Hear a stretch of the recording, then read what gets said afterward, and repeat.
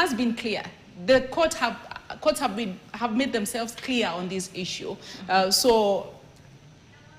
Okay, Zubeida, I'm just going to cut you short. I know KTN stands tall, a proud moment for the Stan and Media fraternity, but we also have to look at what other cities, how other cities are taking on this particular day. We've done it in Nairobi, we've done it in Nyeri. Now we want to cross over to Nakuru, where Ken Gashohe is standby. He's been following these proceedings from early morning.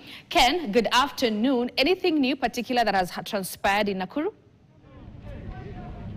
Thank you very much indeed. What started here in Nakuru as a very peaceful protest has ended up being a very violent protest. Actually, at the moment, we have the police still engaging the protesters in running battles here.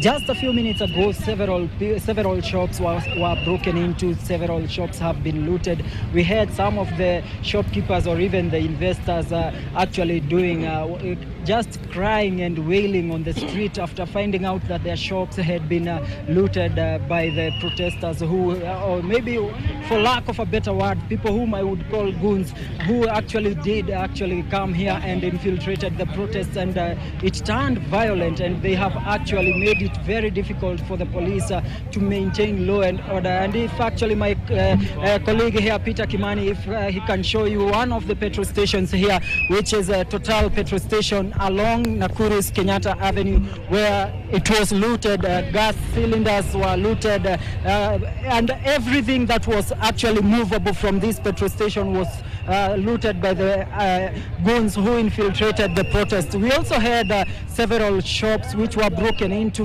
just a few meters from this petrol station, and they actually stole almost everything, especially mobile phones from these particular shops. At the moment, we have the police trying to actually condone some of the areas that have been left vulnerable for looting, and we are expecting that the police maybe will manage to catch up with will actually manage to catch up with the suspects who are involved with this looting that has already happened here. So as we look forward to this day, which was supposed to be a commemoration of what actually happened in 2024, we have seen that it is quite opposite of what we expected, a peaceful commemoration of the people who lost their lives. But actually what has ended up happening was the loss of property and also vandalism. As you can see, these are some of the machines that have been left vandalized by the protesters, who have already made away with very valuable items. We also have some of these. As you can see, the other machine is here, which was vandalized. And actually, we are still looking to see whether the police will manage to come and in a way and ensure that we have peace and order restored within this particular city.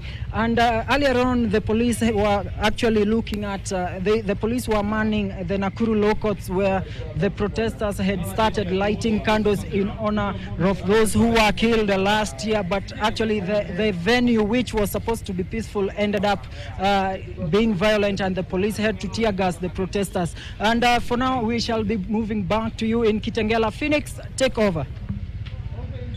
Yes, I can hear